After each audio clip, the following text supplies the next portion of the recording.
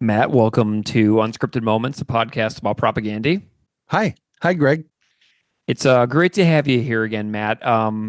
You've been here several times. People have probably remembered your various covers that you did. You did the Adventures in Zoocosis French episode. You did the Iteration cover. You've done an Anti-Manifesto cover. And now you are a worldwide published audiobook voice talent, voicing the full text of Unscripted Moments, Conversations with Propagandhi 2020 to 2025. So everybody will, this is just like me and Matt hanging out now. So Matt, tell me about your interest in audiobook reading in general. Oh man, it goes thanks for the intro, by the way. You're making me blush. But no, it goes back to when I was a kid. I wanted to act, like I wanted to be an actor, and I don't know why I said it like that. But then I thought they made the stories, and then I learned they didn't, and I don't know. It just like kind of kept morphing into I've always wanted to tell stories. I've always wanted to play music, write music, but yeah, the voices thing. It's like I narrate my own life as I live the day through the day. So, yeah, it's just something I find fun to do all the time. So, well, it's pretty funny because this is so random that this project wound up happening. I was on Patreon on Chris Hanna from Propagandhi's Patreon, and your username suddenly changed, and it was like, Matt narrates a book or something like that. I it was something stupid at first. I forget what it was, and then I just copied your name. You have like Greg makes podcasts, and I was like, oh hey, I'll just do that. Yeah, it was really funny because I didn't know you had any interest in narration, and doing an audiobook is something that Earth Island has long talked to me about. And I personally don't have the skill set to do an audiobook. I truly do not. I don't know anything about audio levels or mixing. I'm a very basic audio guy, very basic editing. Anybody can do. I don't know that I did, to tell you the truth. I just kind of was like, all right, now, like I've been fucking around with this for years, but now I have to do it right. Like that was kind of the push I needed. But I see what you're saying though. There's a lot. Every little bit that I learn, I'm like, holy shit, there's all this shit that I don't know, and it's Well, I hit you up and I was like, tell me about your project / are you interested in doing an audiobook? Because Earth Island, who put out Unscripted Moments book, wants it to be audio. And like for the longest time, I was like, I want it to happen, but it's also on the podcast. Do you know what I mean? These interviews exist in audio form already. But when I was editing the book, which took me 19 months of messing around with the transcripts, and it still has so many things that I would change. But it is what it is. It's in the world, it's done. And I worked on it for 19 months. And then I was like, man, how nice would it be to have a fully produced and recorded full version with 30,000 filler words removed. Do you know what I mean? Yeah. Like totally clean, cleaned up, printed form, and then performed. So that was my resistance, but also my interest, and then the reason why I agreed to it. I don't know. Where are you feeling what I'm saying here? Well, it's funny you say that because like there was the running gag when you were about to publish the physical copy of the book, well, the ebook, I guess, that we were like, oh, you gonna make an audiobook? Haha. And then when you asked me, I thought you were kidding. I was like, nah, it's that running joke again. But then as I was working on it, every now and then I'd have to like refer to an interview because I'm just like, I don't know what is Sulin trying to say here, or what's Todd talking about or something. And so I would go listen to the interview, and, sometimes it sounds like they're talking to you on the phone going through a tunnel. So like just the audio quality thing, I think made sense. Like it's I think I forget. I think I'm completely off question at this point, but yeah, it's like it's like, why do this, right? Yeah, but then it does make sense. Like I was in the end, it listening makes back. sense. Yeah, because I was listening back, and the audio quality in all of the interviews with the band, terrible. Like they're all talking Not into perfect, a laptop, but they're talking into a built-in laptop microphone. There's no good quality interview in the lot. to me, the audio enhancement is huge on the quality. Yeah. That's that alone, I think, makes it worth it, because it's yeah, you put in the work, I put in the work to like make sure the words are clear and stuff. So yeah, whereas though the interviews are still very raw and very much the words of the people speaking, it kind of cuts to the chase, I guess. So yeah, I think Steve, yeah, he said it's like in a more digestible format or something, and I think that's just right. Tell me about some of the challenges that you faced throughout the past 4 months making this book.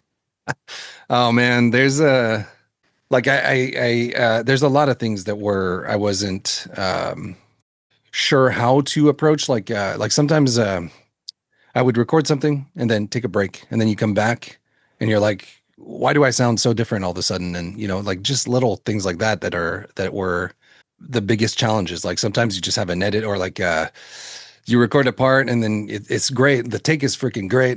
But then you're listening to it and you're like, oh shit, there's a truck that drove by when I said that. And then you go back to re-record that. And again, you don't sound the same. And, but yeah, finding good times to record so that there's not, a ton of traffic behind the house. I'm also not a trained actor. So trying to, even though there's not much acting involved in this, but like you're trying to honor what they were trying to say when they said it. And so, yeah, you have to kind of, I'm trying to at least like communicate the emotion they were having at the time. So, yeah. It's matching the tone, I think, would be huge, because if they're trying to be funny and you come off as overly serious, it might be like a mismatch, or vice versa. You know what I mean? Just staying true to the tone of the conversations themselves without listening to them too much. Because another, like probably the biggest challenge, particularly for Chris, since I've heard his voice so much on his podcast, was to not mimic them. Mimic him, yeah. With Chris, I think there's a couple times where I've mimicked him. With you also, because like I'm used to your voice also. With the others, I think Beav and Sulin probably were spared this the most. Chris was probably the one that's the hardest to not mimic. You've communicated to me some of the hardest chapters to record privately. Would you like to share some of the ones that you like really struggled to get over the finish line?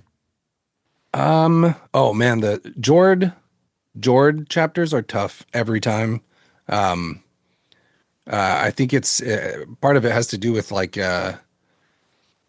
he just like strings so many thoughts together and then somehow wraps it around and it all makes sense together. And like I was having so much trouble kind of pacing him, I guess.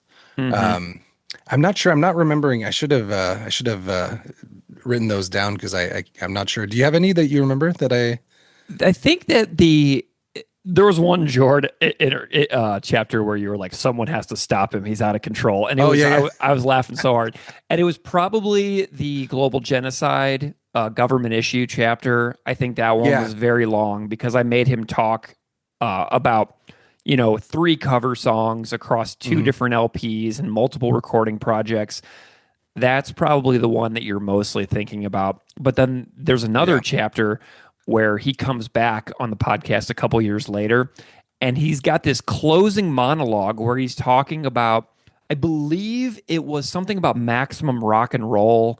And he sent you the email, right? That one? Yeah. And then he goes off on this big, it's like 2 pages of block text. And, that's my bad for not doing a little bit more careful job on the editing of the actual text. But he's got some long It's what passages. He's saying. Yeah. No, I referred to the actual interview, and listening to him, it's like, listening to him actually helped me like figure out, okay, yeah, he takes a breather here kind of thing. Like he stops to think for a second here, which in writing, like, how do you do that? I know. But yeah, so like, it's crazy. He's able to just like string these thoughts together. It's crazy. Like he's very detailed. What was your lifestyle like while recording this audiobook? You did it all yourself. The thing is that the reason this book is different from other audiobooks, which I really want listeners to grasp, is that you had no one else. When normal people go to recording studios to record audiobooks, they have a recording engineer and them, and they have an isolation booth, and there's like a lot of help. You did literally 100% of this recording, mixing, editing, performing all alone. So that's a huge difference. Yeah, I think the reason I did it that way, well, I mean, I don't think we had the resources to hire a bunch of people to do anything, but this is how essentially I don't know if you're familiar with Dungeon Crawler Carl, but the guy that does the audiobooks, Jeff Hayes, was just like live streaming himself doing the audiobook, and he's doing all the voices as he goes along and just recording that stuff in Ableton. And I was like, holy fuck, it's that easy.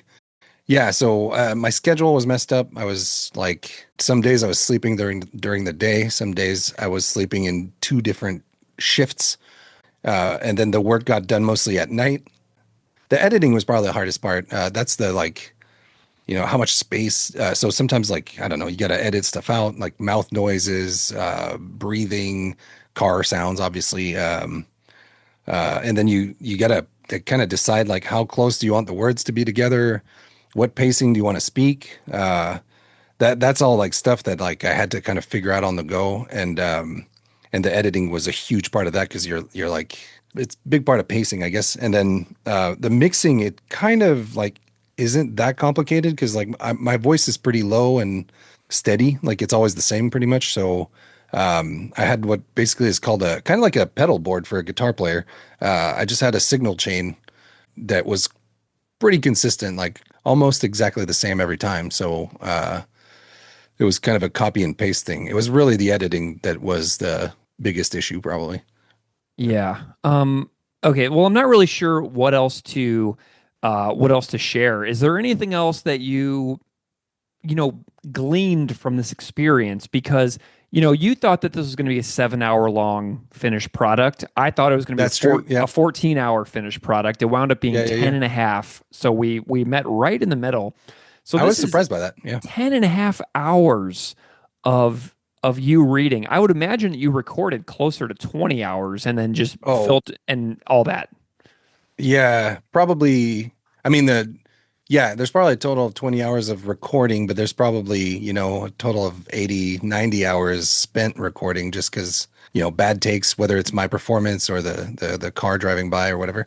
But yeah, that was the 10 and a half hours. I thought for some reason that was longer. I thought we'd landed on like 12 or something, but yeah. Man, I hope we're not missing anything.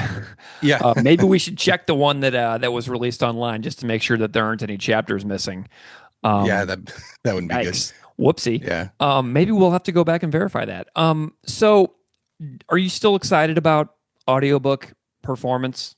Yes. That's what I plan on doing. It's fun. I'm enjoying it. And I want to, the next challenge would be to do voices, do a little bit more of an acting job or something. And, but no, I'm super excited to keep doing this.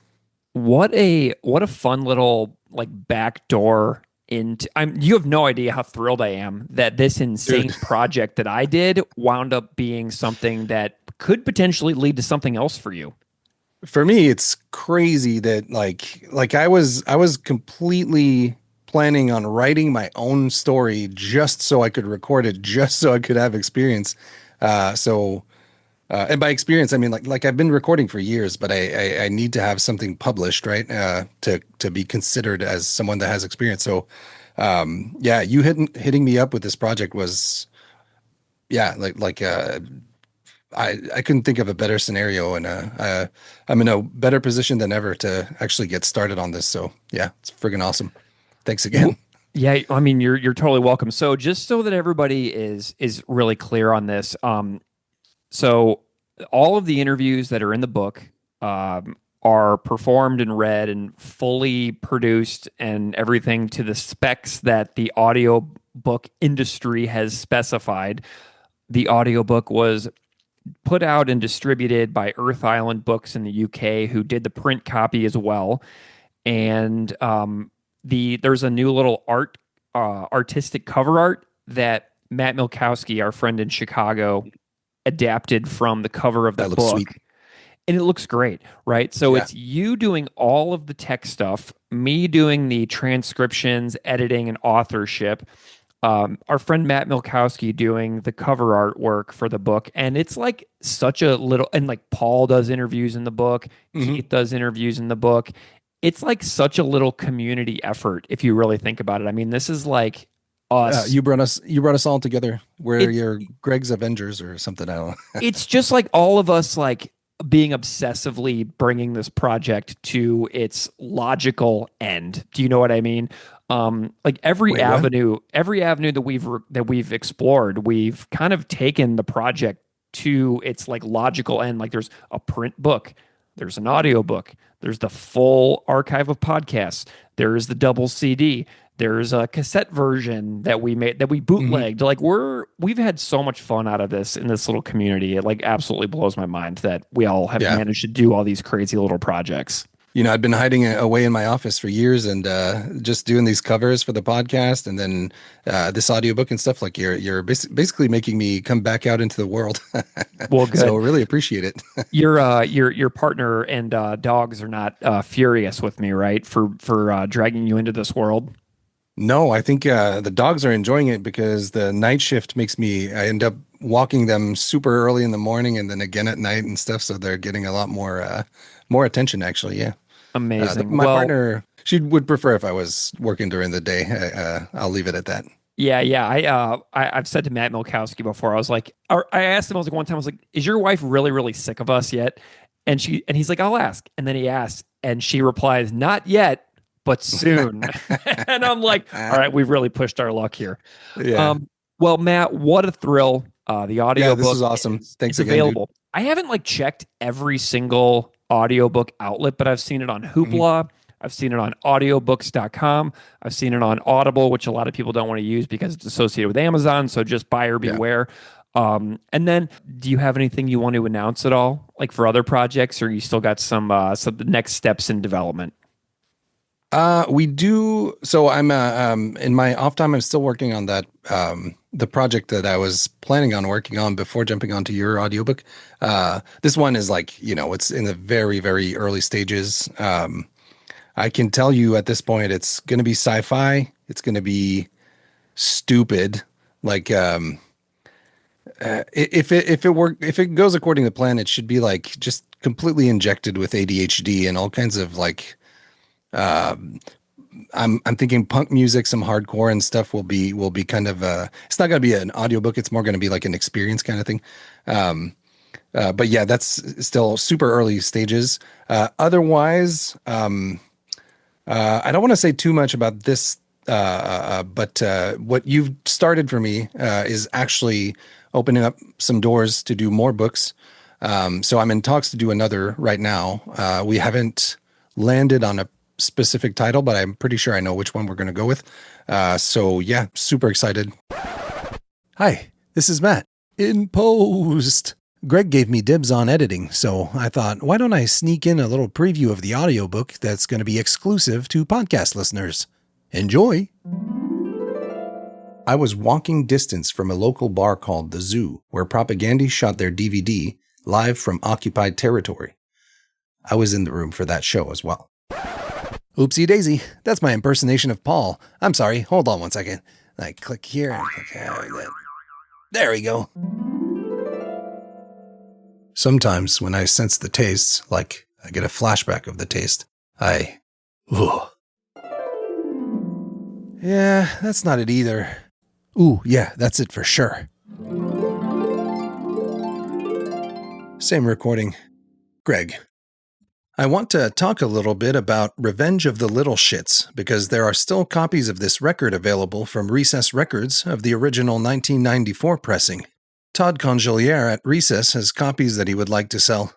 I did a little bit of digging on some information on this record. It has 10 songs produced by John Sutton. I'm wondering if you have any reflections on the Revenge of the Little Shits. Todd. I like it. I haven't listened to it for, 10 years or something. I try not to dwell on the past. For some reason, I don't like to go back, but I remember liking it all. We were gonna go tour in the States a month later, so we couldn't postpone. The songs were roughly what we wanted. We recorded it 1 or 2 days in that time. They were actually recorded in Barney's basement. He's our sound guy now. Greg. Was he recording other bands too? Todd. He recorded the choke record and a few other things. I think he decided he is more of a live sound guy. I remember one of the highlights of that session, which Barney claims he didn't have these, but we went into his room closet and he had white jeans. I remember Sutton putting on these white jeans, walking around wearing them for a while, but he claims he never had white jeans. That's been a point of contention for the last 30 years.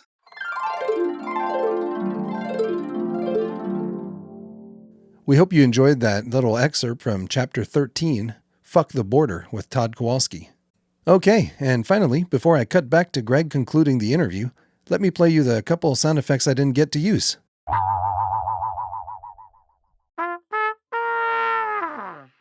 All right, back to Greg.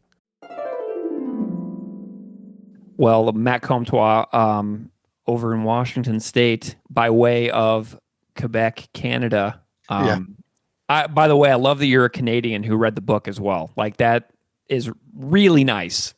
Really, really nice little detail, too. So thanks for being here, man. I really appreciate it. I cannot believe we got this thing over the finish line. Pure perseverance and tenacity and the will to get it done made it a productive summer. So thank you so much, man. It means a ton. Thank you, dude. That was a fucking awesome experience.